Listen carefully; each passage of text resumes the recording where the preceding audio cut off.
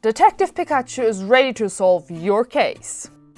I absolutely loved how he turned out with his adorable detective hat. What else is there to say? Let's dive in. To make this cake, I baked 2 of my sponge cake, one in this round shape and one in a bowl tin I had from my sister. The recipe for that is in the video here, and I'll have it in the description below as well. First, I cut an indicator so that I won't get the layers messed up.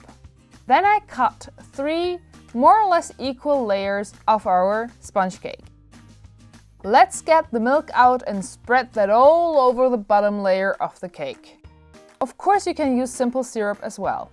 Then it got a layer of chocolate ganache, which I spread out evenly. Then a layer of bananas. I just had to give some fruits or sweet aspect for this cake to appreciate our cute little Pokemon.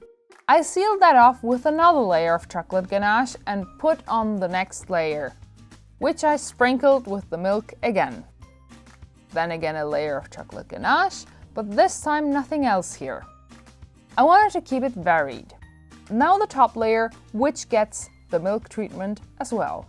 With the filling making the cake higher than I thought at first, I had to cut off the bottom layer of the bowl-shaped sponge cake. We cut that piece then into 2 layers as well. And again, let's not forget the ridge for the lining up. Then again, some chocolate ganache with what was left of the bananas and lots of white chocolate pieces. I love to add different textures in a soft cake. The mushy bananas will blend in well with the cake, but the chocolate pieces will stay nice and crunchy. I sealed that off with another layer of chocolate ganache and hop, the second before last layer. Again ganache, lots of chocolate, seal off and put on the very last layer. I think this was the highest cake I've ever done. When that was done, I needed to smooth out the surface to fill in all the gaps. But not too much, as I will need to carve out the head at least a little bit. First, I needed to make sure that the head wasn't too round, so a small part got cut on both sides. As Pikachu is pretty chubby, I won't need to make many carvings, but we definitely need a place for his cutie nose and eyes.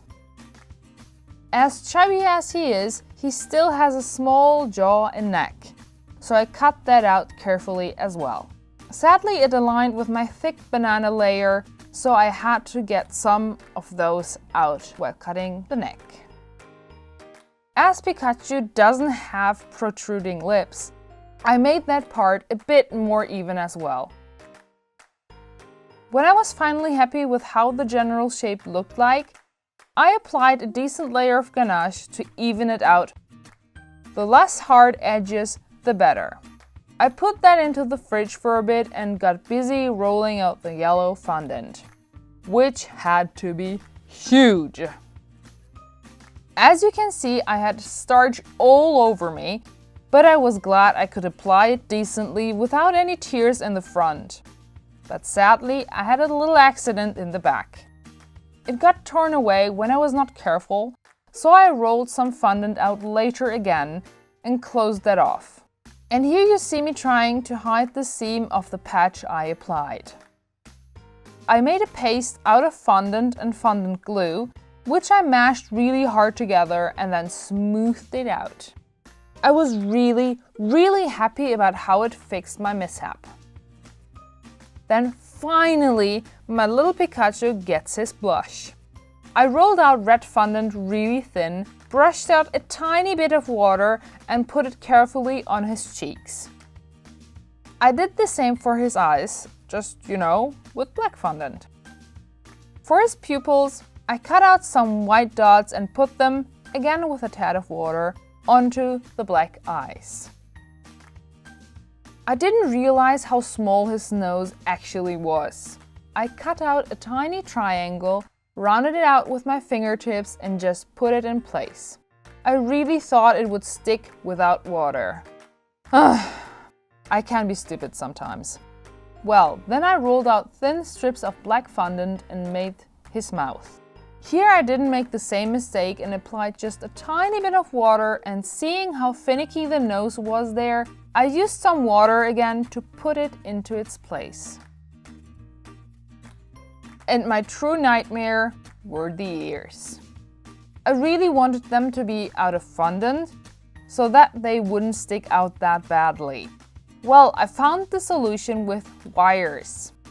I shaped them to the size of the ears and draped them with some aluminum foil so that the fondant would have some place to stick to. Then again, I rolled out some yellow, applied fondant glue and dressed my metallic ears with them. While I let those dry out, I got down to making the hat. As I didn't want to waste any fondant and to keep that hat light, I rolled some aluminum foil into roughly the shape I needed for the hat. Then I rolled out some more of that brown fondant, put the brim of the hat and placed it carefully over the hat body. I used some tools to make the brim look a tiny bit better, or let's call it refined. Then with a tiny bit of fondant, I added that bottom on the top of the hat so that I could see where the flaps of the hat would go. I wanted to be safe and made a paper template and cut the fondant accordingly. The first flap was way too thin and I didn't like it at all. With a thicker layer it looked much better. I tucked the lower part under the hat so that it would look seamless. Of course I did the same for the other flap. As Pikachu himself is pretty simple in shape and form, I just had to add the smaller details to the hat as well. So I added the band that was connecting the flaps with first a thin band of fondant and then a small ribbon as well. I absolutely loved how the hat turned out. Now comes my final mistake. I made the one ear a bit too heavy and cut the wire that would normally support its way too short. Sadly, that left ear here slides off a bit. But still, Pikachu got lots of love from my friends that came over later that day. Thank you for making it to the end of the video, and I'd love to hear your suggestions for future videos. As usual, the recipe is in the description below. Just saying. Support us by liking and subscribing to our channel. Hit the notification bell if you don't want to miss our weekly videos. See you next Friday!